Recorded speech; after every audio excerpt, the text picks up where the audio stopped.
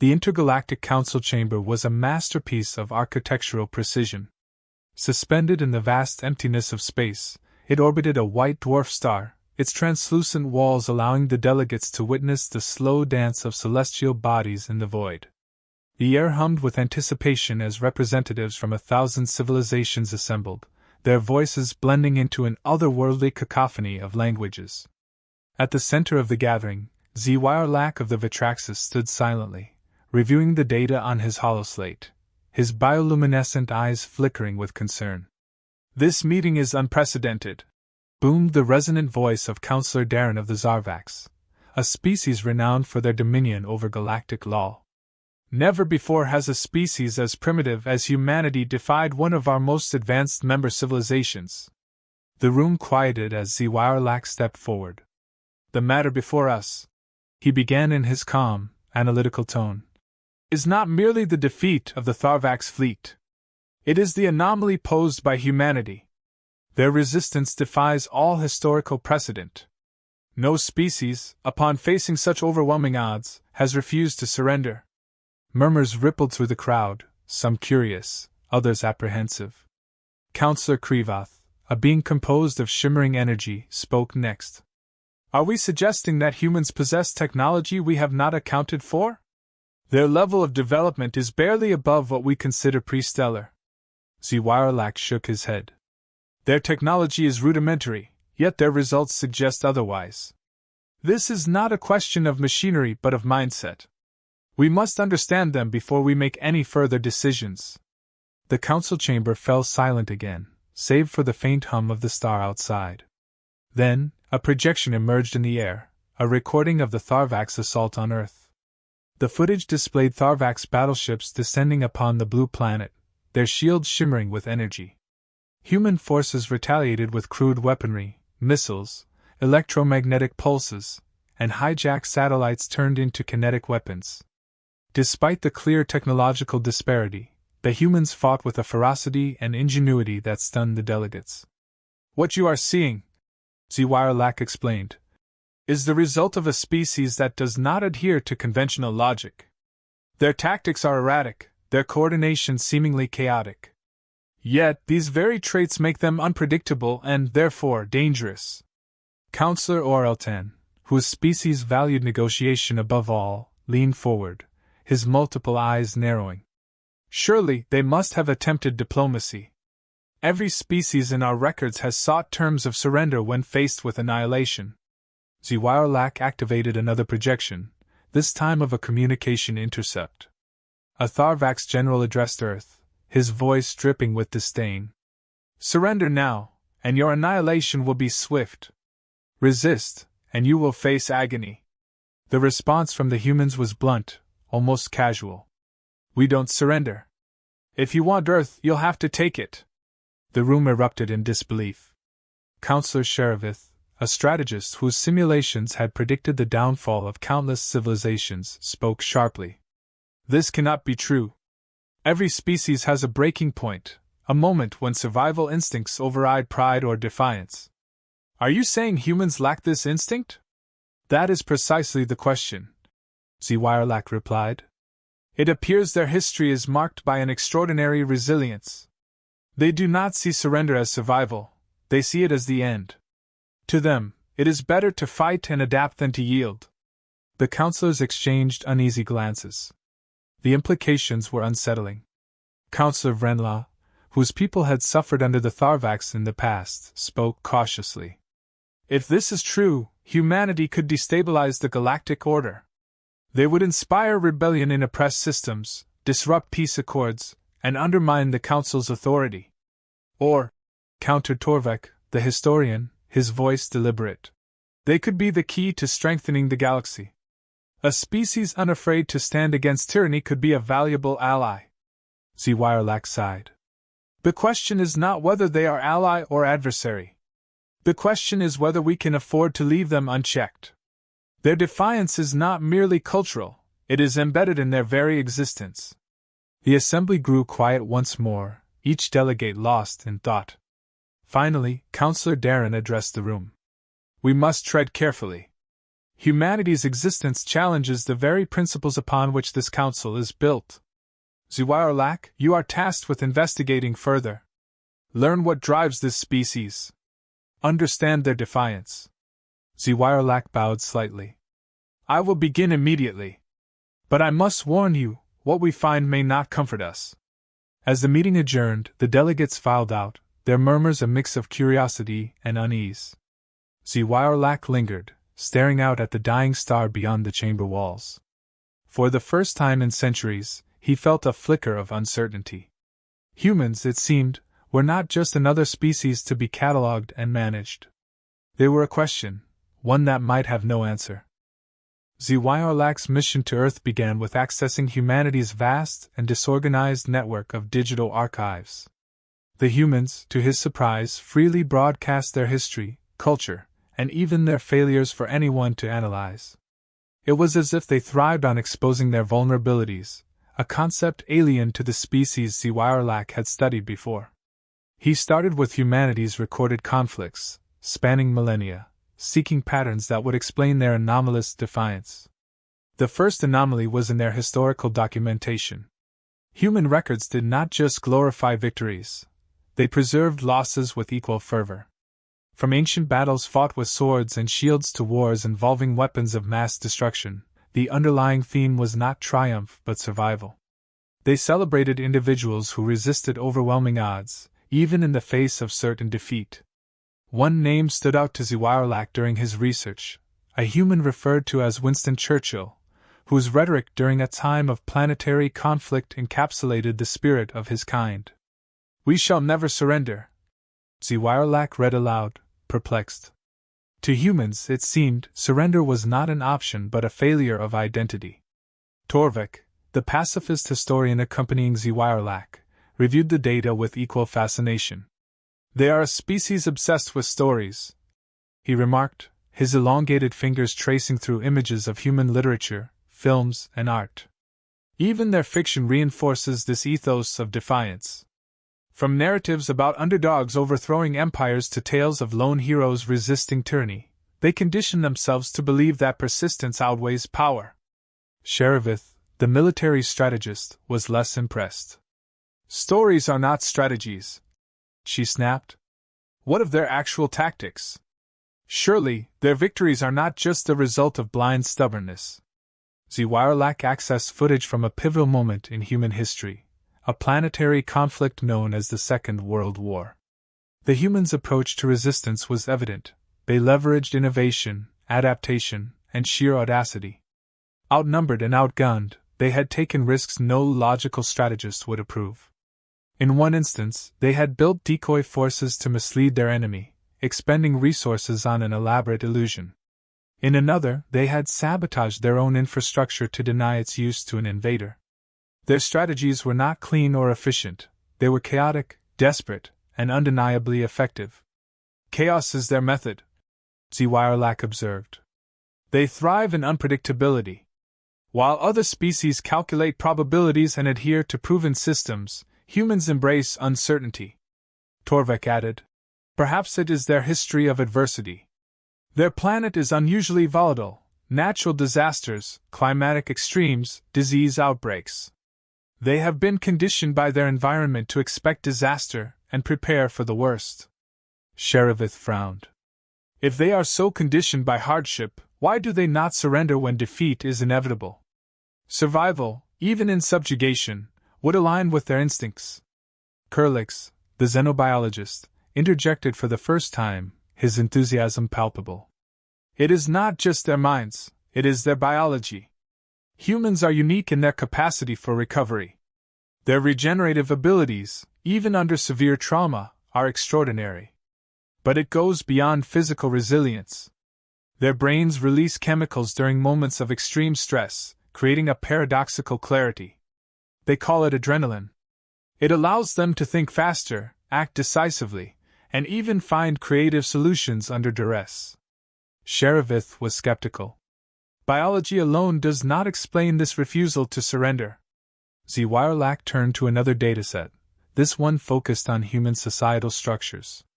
Their governments, while diverse and often fractious, shared a remarkable trait: they could unite under existential threats. The footage from Earth's response to the Tharvax invasion was proof. Civilian engineers had become military tacticians overnight. Farmers had transformed their equipment into defensive weapons. Even children had participated, transmitting messages through crude but effective networks. Humanity's capacity to mobilize its population in defense of their homeworld was unparalleled. They do not see resistance as the domain of the soldier alone, SCI noted. To them, every individual is part of the struggle. This collectivism, born not from harmony but necessity, is what allows them to endure. Torvik seemed troubled. But what of their lack of surrender protocols? Surely this creates unnecessary losses. Their willingness to fight to the last must have limits. SCI paused before replying. In their history, surrender is not seen as a reprieve. Those who surrendered were often exterminated or enslaved. It is not that they lack the concept of surrender, they reject it because, to them, it is synonymous with obliteration. As they continued their analysis, another aspect of humanity's defiance emerged: their humor. During the Tharvax siege, intercepted communications revealed that humans had been sending jokes, absurd images, and irreverent commentary across enemy channels. While it initially baffled the Tharvax, it had a measurable effect on their morale. What kind of species responds to annihilation with laughter? Sherevith asked, her tone incredulous. It is not laughter, Torvik corrected. It is defiance disguised as humor. They mock their enemies to strip them of power. It is a psychological weapon as potent as any physical one. SCI concluded their session with a somber observation. Humans do not resist because they believe they can win. They resist because they believe they must. To surrender is to betray their very nature, their history, and their future. This is what makes them unique and, perhaps, the most dangerous species we have ever encountered. Torvik, ever the optimist, offered a different perspective. Or the most inspiring. Their defiance is not born of arrogance but of hope. They fight because they believe survival is worth any cost. As their research drew to a close, the team was left with more questions than answers. Humanity's resistance was not merely a strategy. It was an identity, forged in chaos and tempered by hardship. For the first time in his long career, SCI felt something unsettling. It was not fear, nor was it admiration. It was curiosity, and it burned brighter with every moment he studied this enigmatic species. The ultimatum arrived with the precision and arrogance characteristic of the Tharvax dominion. The message was simple and chilling, delivered to every human communication network simultaneously. Surrender or face eradication. Resistance is futile. The Tharvax commander, encased in the gleaming armor of biometal, projected confidence as he broadcast the demand. To him, this was a formality. No species had resisted the might of the Tharvax fleet and survived. Yet humanity's response was as baffling as it was immediate. No. The simplicity of the reply stunned the Tharvax leadership. No negotiation, no pleas for mercy, just a flat refusal. It wasn't defiance in the traditional sense. There was no bravado, no posturing. It was as if humanity did not recognize surrender as a concept worth entertaining. The Dominion's commanders, unaccustomed to such insolence, saw it as an affront to their superiority. They accelerated their invasion plan, deploying an overwhelming force to Earth's orbit. When the Tharvax fleet arrived, they encountered a planetary defense that appeared laughably inadequate. Earth's orbital infrastructure was rudimentary, its weaponry outdated, its fleets cobbled together from civilian ships. Yet, as the Tharvax prepared their first wave of strikes, anomalies began to disrupt their operations. Communication channels were jammed with nonsensical transmissions, distorted music, cryptic codes, and what appeared to be images of Earth's fauna in humorous poses. The Tharvax officers dismissed it as primitive psychological warfare, but the disruption was only the beginning. As the fleet initiated its bombardment, human forces retaliated with an ingenuity that defied conventional strategy. Civilian satellites, initially dismissed as harmless, were reconfigured into kinetic projectiles. They streaked through space, striking Tharvax ships with precision that suggested human desperation had transcended their technological limitations. Cargo ships, seemingly fleeing the planet, turned and rammed into enemy vessels at critical junctures. The Tharvax commanders quickly realized that every piece of Earth's infrastructure, no matter how mundane, had been weaponized. On the surface, the resistance was equally unorthodox. Human engineers had repurposed industrial equipment into makeshift artillery. Farmers converted irrigation systems into chemical sprayers, targeting Tharvax infantry with unrelenting efficiency. Cities that should have fallen within hours became death traps, as guerrilla fighters used their intimate knowledge of urban landscapes to ambush the invaders. The Tharvax had anticipated a swift and clinical campaign. Instead, they found themselves entangled in a war that was anything but predictable. What confounded the Tharvax most was humanity's psychological resilience. Their soldiers did not falter, even in the face of certain death. Civilians, instead of fleeing in terror, joined the fight with a fervor that bordered on recklessness. Tharvax officers intercepted messages between human units, expecting panic and despair. Instead, they found humor and camaraderie. "Another day in paradise," one message read, accompanied by an image of a soldier grinning despite visible injuries. It was incomprehensible to a species that had always relied on fear to subdue its enemies. In the council chamber, the delegates watched the conflict unfold in real time, their collective disbelief growing with each passing moment. "This is madness," Sherevith muttered, her composure cracking. "They are throwing everything at the Tharvax, even their lives. No strategy can justify such losses." "It is not strategy," Torvik countered, his voice tinged with awe. "It is resolve. To them, survival is not merely existence, it is freedom. They fight not to win but to ensure they are never subjugated." Ziwarlak remained silent, his gaze fixed on the holographic display. He noted how human forces adapted with each skirmish, how their decentralized command allowed for rapid innovation. They were not bound by rigid protocols or doctrines, making them unpredictable and, therefore, unmanageable. The Tharvax, for all their technological superiority, were floundering against an opponent that refused to play by the rules. As the weeks dragged on, the Tharvax fleet began to crumble. Supply lines were disrupted by human hackers, who exploited vulnerabilities in the Dominion's advanced systems. Entire battalions were stranded, their transports disabled by EMP strikes delivered from weather satellites. The humans had turned their planet into a battlefield so inhospitable that even the Tharvax war machines, designed to operate in the harshest conditions, began to falter. The tipping point came during a direct assault on a Tharvax command ship. A coalition of human pilots, flying a motley collection of spacecraft, executed a maneuver that no algorithm could predict. Feigning retreat, they lured the Tharvax fleet into a narrow asteroid field, where their superior numbers became a liability. Using the terrain to their advantage, the humans dismantled the Dominion's flagship, killing its commander in the process. The aftermath was chaos.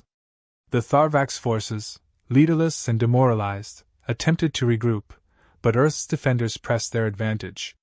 The message from humanity's central command was simple and chilling.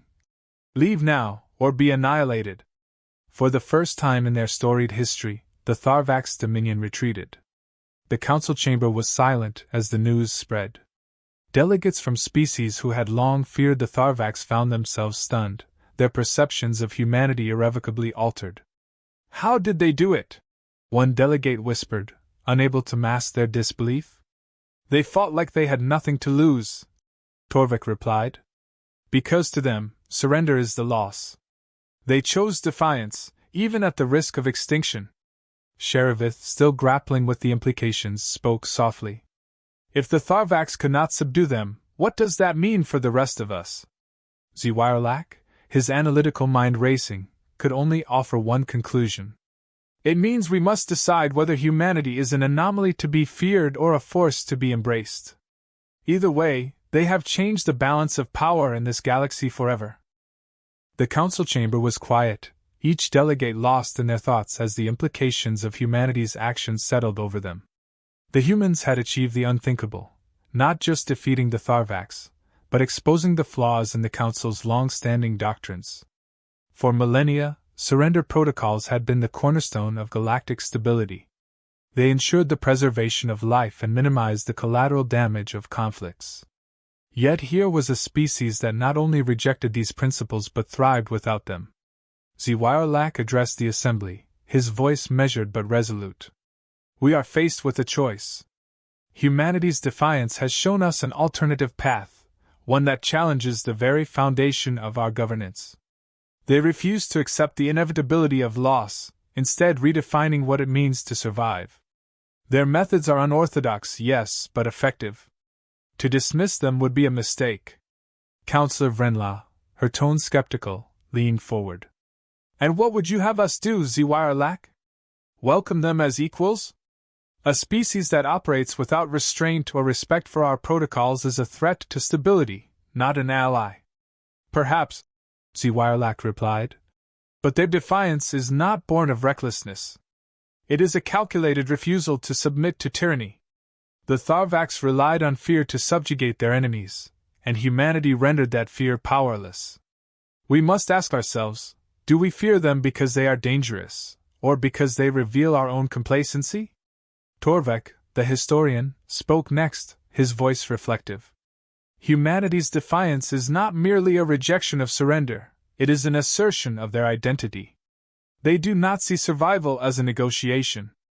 To them, survival is achieved through persistence, adaptability, and unity. Their strength lies in their diversity, their ability to turn every resource, every individual, into a tool for resistance. Sherevith, who had remained silent until now, finally spoke. What happens when such defiance spreads? If other species adopt humanity's mindset, the delicate balance we have maintained for centuries will crumble. Wars will become endless, fought without compromise or mercy. Or, Torvek countered, the galaxy will learn to fight for something greater than power. Humanity does not resist for conquest, they resist because they believe freedom is worth any cost. That is a lesson we cannot afford to ignore. As the debate continued, humanity's representative arrived, a woman named Captain Elena Vasquez. She was unassuming in appearance but carried herself with a quiet confidence that immediately commanded attention. She began without preamble, addressing the room with a calm, deliberate tone. I understand your concerns, she said, her voice steady. Humanity is not like the civilizations you've known. We don't fit into your systems, and we don't follow your rules. But that doesn't mean we seek chaos or domination. We fight because we've learned the hard way that surrender is not survival. It is erasure. Her words hung in the air, heavy with meaning. Our history has taught us that those who surrender lose more than battles. They lose their culture, their identity, their future. We do not fight because we want to. We fight because we must. And when we fight, we do so with everything we have, because the alternative is extinction. Councillor Krivath, who had been silent for most of the session, finally spoke. You speak of survival, Captain Vasquez, but at what cost? Your methods are disruptive. They challenge the order we have worked so hard to maintain. Order? Vasquez replied, a hint of steel in her voice. What you call order is built on the assumption that surrender ensures survival. That may work for civilizations that fear loss more than they value freedom. But for us, surrender means losing everything that makes us human. We cannot accept that. The room fell silent once more, the weight of her words settling over the delegates. Zwiarlak broke the silence, his voice contemplative. You propose, then, a new paradigm. One where resilience and defiance are valued over submission. But how do we integrate such a mindset into a galaxy that has long relied on compromise? Vasquez nodded. By understanding that our way is not meant to replace yours but to complement it. We are not asking you to abandon your principles. We are offering to share what we've learned. Adaptability, innovation, unity in the face of adversity. These are not uniquely human traits. They are universal, waiting to be cultivated. Councillor Darren, who had been a staunch critic of humanity, spoke cautiously. And what would you ask in return for this? Cooperation. Recognition, Vasquez replied. Recognition that we are not a threat to be contained, but a partner to be valued. Include us in your deliberations. Allow us to contribute, to learn, and to grow alongside you. In return, we will share our knowledge, our strategies, and our determination to protect what matters most. The chamber erupted into murmurs, the delegates debating the implications of her proposal.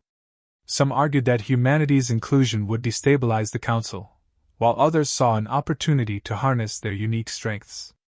It was Councillor Oreltan who finally brought the discussion to a close. "We cannot ignore what humanity has accomplished," he said. "They have faced the impossible and prevailed.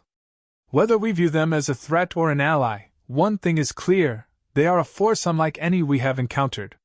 It is in our best interest to work with them, not against them." A vote was called, and after much deliberation, the council reached a decision. Humanity would be granted provisional membership, their actions monitored but their contributions welcomed. As the session adjourned, Vasquez stood alone in the chamber, gazing out at the stars. She knew this was only the beginning. The galaxy had changed, and humanity's role in it was far from settled. Ziwarlak approached her, his expression unreadable. "Your defiance," he said, "is both your greatest strength and your greatest danger. I hope, for all our sakes, you understand the responsibility you now bear." Vasquez smiled faintly. "We've carried that responsibility since the day we first looked to the stars. We're ready."